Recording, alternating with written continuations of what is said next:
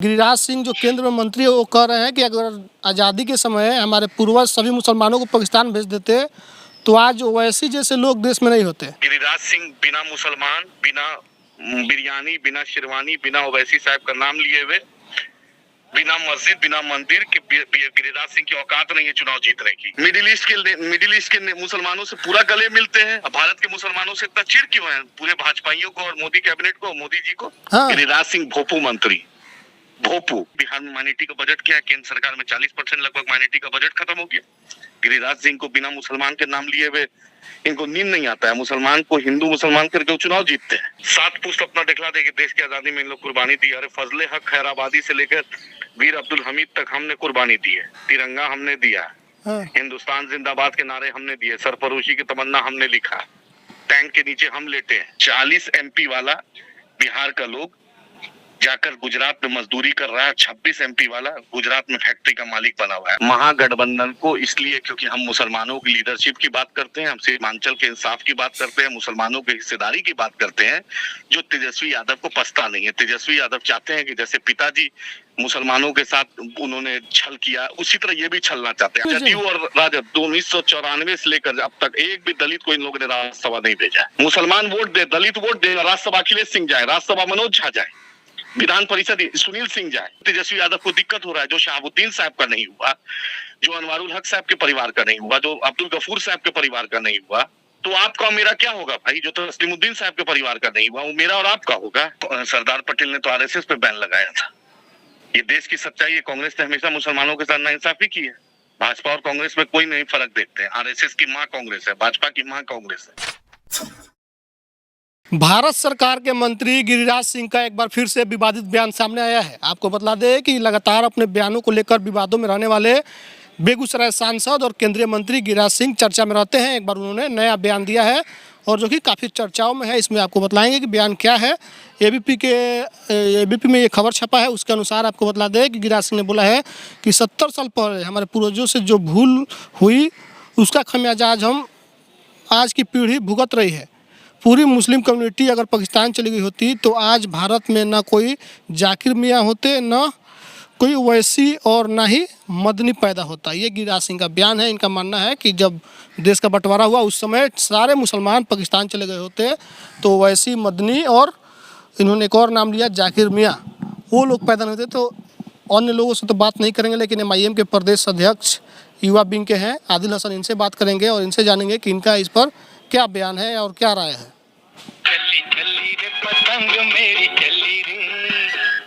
Hello, हाँ आदिल साहब जी cab साहब बोलिए। अस्सलाम वालेकुम। वालेकुम सलाम सर एक बयान आया है गिरिराज सिंह का। किनका? गिरिराज सिंह जो केंद्र में मंत्री है वो कह रहे हैं कि अगर आज़ादी के समय हमारे पूर्वज सभी मुसलमानों को पाकिस्तान भेज देते तो आज ओवैसी जैसे लोग देश में नहीं होते और शांत रहता माहौल। बतलाइए। हाँ बोलिए। उनका हिसाब से अगर आप लोग और ओवैसी लोग नहीं रहते यहाँ पर तो माहौल शांत रहता देश के अंदर। हम अपने मेरे बाप दादा या ओवैसी साहब के लोग या दुनिया में जितना मुसलमान हिंदुस्तान में जो रह रहा है उसके बाप दादा कहीं ना कहीं देश की आजादी में कुर्बानी दी है। मेरे खुद नाना सरफरोशी की तमन्ना लिखे। खुद मेरे दादा परदादा फ्रीडम फाइटर रहे। गिरिराज जी अपना 17 नस्ल दिखा दे जो एक भी स्वतंत्रता सेनानी रहे और या BJP RSS का लोग रहा हो। 7 पुश्त अपना दिखला दे कि देश की आजादी में इन लोग कुर्बानी दी। अरे फजले हक खैराबादी से लेकर वीर अब्दुल हमीद तक हमने कुर्बानी दी है। तिरंगा हमने दिया, हिंदुस्तान जिंदाबाद के नारे हमने दिए, सरफरोशी की तमन्ना हमने लिखा, टैंक के नीचे हम लेटे हैं पाकिस्तान के खिलाफ जंग में। समझे? इस हिंदुस्तान को सोने की चिड़िया हमने बनाया। औरंगजेब रहमतुल्लाह अलैह जब थे जाके 5% देश का GDP था। हम इनकी तरह ललित मोदी और नीरव मोदी और मेहुल चोकसी को नहीं छोड़े हैं। रघुवंश बाबू भी देश के ग्रामीण विकास मंत्री थे। बिहार को कितना पैकेज दिया जाके देख लीजिए। और गिरिराज सिंह कितना रुपया दिए जब अपने मंत्रालय में बिहार को देख लें। और गिरिराज सिंह बिना मुसलमान, बिना बिरयानी, बिना शेरवानी, बिना ओवैसी साहब का नाम लिए हुए, बिना मस्जिद, बिना मंदिर के गिरिराज सिंह की औकात नहीं है चुनाव जीतने की। यही 10 वर्ड के अंदर पूरे BJP और पूरा गिरिराज सिंह पूरा बटालियन भरा हुआ है। इन्होंने कहा था पाकिस्तान चले जाओ तो नरेंद्र मोदी कहे गए थे नवाज शरीफ के यहाँ बिरयानी खाने। जिन्ना के मजार पे तो लाल कृष्ण अडवाणी गए थे। कंधार में जाकर छोड़ा था अजहर मसूद को कोई यही भाजपा सरकार छोड़ी थी। गिरिराज सिंह को इतना शर्म नहीं आता है? बार बार मुसलमानों को पाकिस्तान से जोड़ते हैं। नहीं, वो अफसोस कर रहे हैं, अपने पूर्वजों को कोस रहे हैं कि हमारे पूर्वजों ने गलती नहीं किया होता 70 साल पहले। उनका पूर्वज जो था, बतला देना, देश की आजादी में एक भी पूर्वज उनका रहा है, एक भी आरएसएस का लोग रहा है, या उनका लोग कोई दादा परदादा कोई देश की आजादी में रहा है। और ये तो नफरत फैलाकर हिंदू मुसलमान करके गिरिराज सिंह का राजनीति रोटी चलता है। अभी टिकट कटने वाला है गिरिराज सिंह का, अश्वनी चौबे का, रविशंकर प्रसाद का, आप नोट कर लीजिए। हाँ। रामा देवी का, तो इन लोग यही उछुल पुजुल बोलेगा। सबका टिकट आप रिकॉर्ड कर लीजिए, आप देख लीजिए अगले साल लोकसभा चुनाव इन लोग सबका टिकट कटने वाला है। इन लोग को कौन रिटायर प्लेयर को रखेगा? इन लोग नरेंद्र मोदी को नहीं पता है कि इन लोग के कोई काम इन लोग नहीं किया? रविशंकर प्रसाद को क्यों हटा दिया गया बतलाइए? किरण रिजिजू को क्यों हटाया गया? आप ही बतलाइए। जब प्रकाश जावड़ेकर भजभज करते थे क्यों हटा दिया गया? बतलाइए आप ही। और एक बात सुन लीजिए, आप बिहार के हैं, मैं भी बिहार का हूँ। हाँ। और तमाम बिहार के लोग को बोलना चाहता हूँ, 40 MP वाला बिहार का लोग जाकर गुजरात में मजदूरी कर रहा है, 26 MP वाला गुजरात में फैक्ट्री का मालिक बना हुआ है। अगर बिहार की अस्मिता बचाना है, बिहार को बचाना है, तो दिल पर हाथ रख के सोचिए कि 1 करोड़ से ऊपर बिहारी दिल्ली, बॉम्बे, पंजाब, गुजरात, तेलंगाना, मद्रास में जाके मजदूरी कर रहा है, यही गिरिराज सिंह जैसे लोग के चलते। बिहार को एक भी नरेंद्र मोदी ने बतलाइए, पूछिएगा भाजपाइयों से आदिल साहब कि 9 साल सुन लीजिए, 9 साल जो सरकार को हुआ, बतला दे एक बार भी नरेंद्र मोदी या उनकी पूरी टीम बिहार को विशेष पैकेज के नाम पर 1 रुपया दिया हो, या एक भी मीटिंग की हो कि बिहार को बीमारू राज्य से कैसे निकाला जाए, बिहार को विकसित राज्य कैसे बनाया जाए, बिहार को इंडस्ट्री कैसे लाया जाए? एक भी मीटिंग इन लोग ने की है? सिर्फ वोट के लिए नफरत फैलाकर। जो हिंदू मुसलमान, पाकिस्तान, बिरयानी, शेरवानी, उसके बिना भाजपा नहीं जी सकती है ना गिरिराज सिंह जी। अच्छा, मदनी साहब का जो बयान आया है कि अगर 70 साल पहले बजरंग दल पर कांग्रेस बैन लगा दी होती तो आज मुल्क बर्बाद नहीं होता, इससे आप कितना सहमत हैं? भाई, सरदार पटेल ने तो आरएसएस पे बैन लगाया था। ये देश की सच्चाई है। कांग्रेस ने हमेशा मुसलमानों के साथ नाइंसाफी की है। भाजपा और कांग्रेस में कोई नहीं फर्क देखते हैं। आरएसएस की माँ कांग्रेस है, भाजपा की माँ कांग्रेस है। और सरदार पटेल ने आरएसएस पे बैन लगाया था।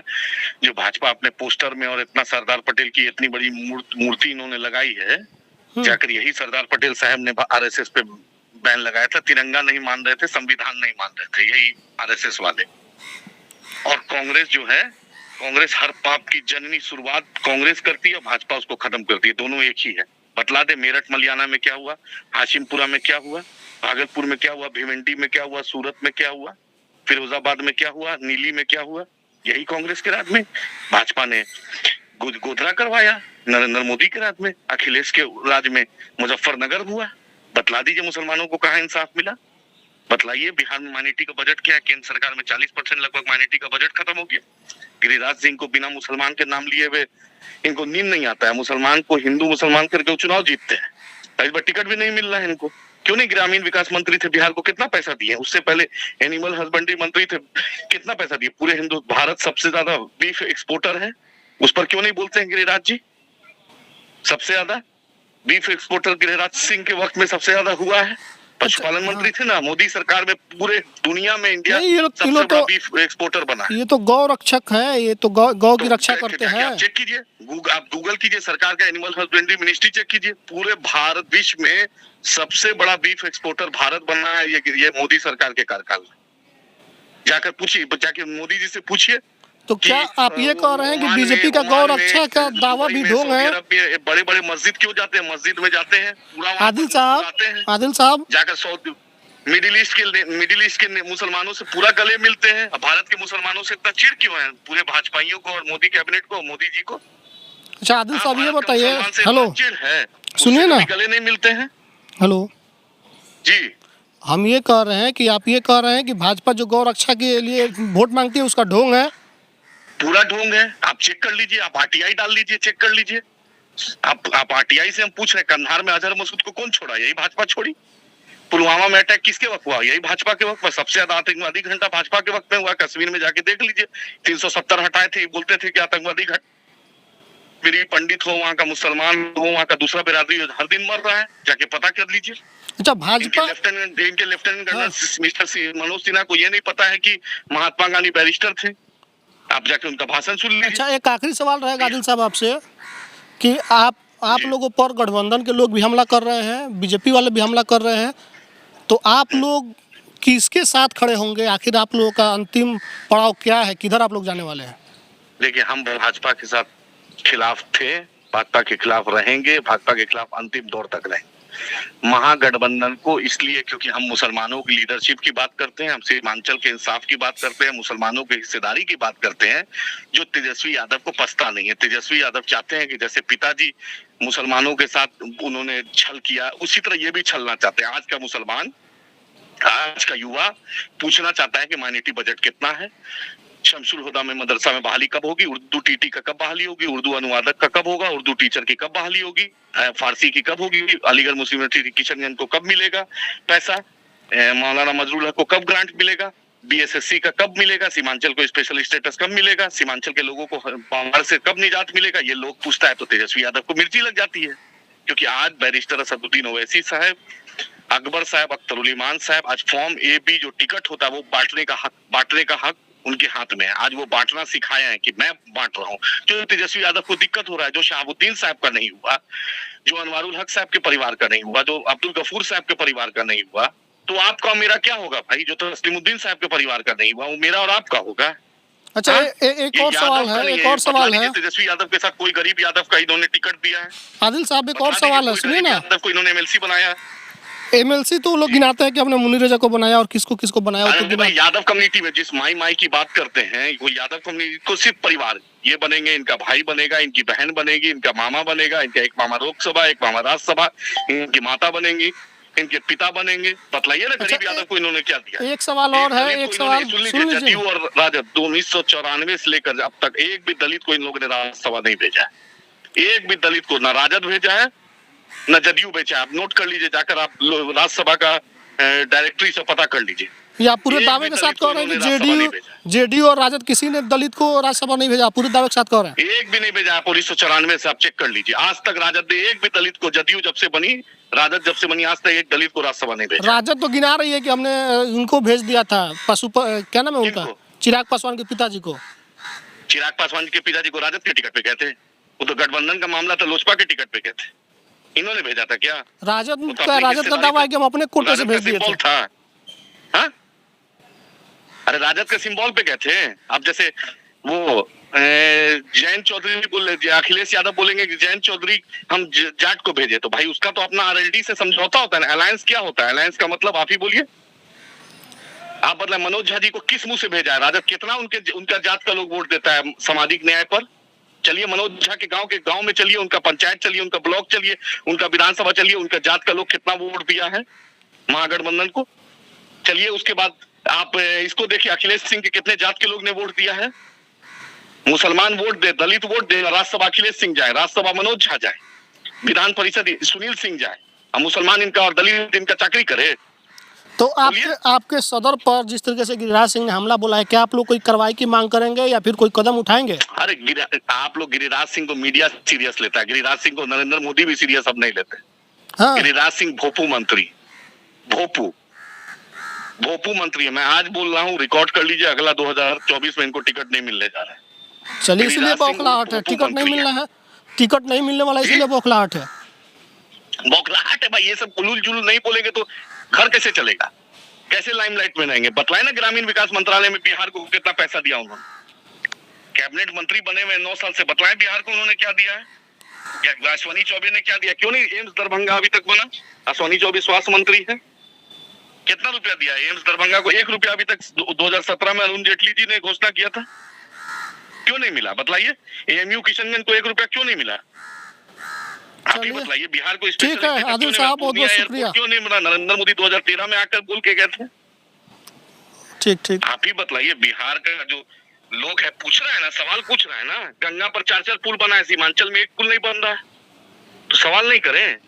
बैरिस्टर असदुद्दीन ओवैसी साहब सवाल करना सिखाए हैं, इसलिए ये महागठबंधन को पेट में दर्द होता है। इसलिए लगता है कि इन लोगों को बेचैनी कि आखिर मुसलमान बोल रहा क्यों है, दलित क्यों बोल रहा है? विधान परिषद में एक भी चेयरमैन मुसलमान को नहीं बनाए, दलित को नहीं बनाए। विधानसभा में चेयरमैन आप विधानसभा अध्यक्ष उपाध्यक्ष मुसलमान या दलित को नहीं बनाए। सब मंत्रालय आप ही रखे हैं। 12% की आबादी 13 मंत्रालय, 20% की आबादी 5 मंत्रालय, 15% का दलित 3-4 मंत्रालय क्यों नहीं दिए हैं? क्यों नहीं राज्यसभा देना है दलित कम्युनिटी से? क्यों नहीं विधान परिषद का स्पीकर दलित को बनाए? ठीक है आदिल साहब। दलित समुदाय और मुसलमान सिर्फ वोट देने के लिए है। 4% वोट के चलते आप किसी एक दलित IAS अफसर के हत्यारे को छोड़ दिया। अगर यही बात बैरिस्टर साहब करते हैं तो दिक्कत होता है। भाजपा से पूछिए क्यों नहीं बोल रहे हैं, क्यों नहीं है। तो शहाबुद्दीन साहब के मामले में भाजपा रात भर एक कर देती थी, क्यों नहीं आनंद मोहन के मुद्दे पर बोल लिया, एक दलित IAS अफसर के हत्यारे को छोड़ दिया बिहार सरकार ने। क्यों नहीं राजभवन और राष्ट्रपति भवन घिराव हो रहा है भाजपाइयों की तरफ से। और कांग्रेसी भी चुप है, राजद भी चुप है, क्योंकि MLA उनका बेटा है इसलिए राजद से।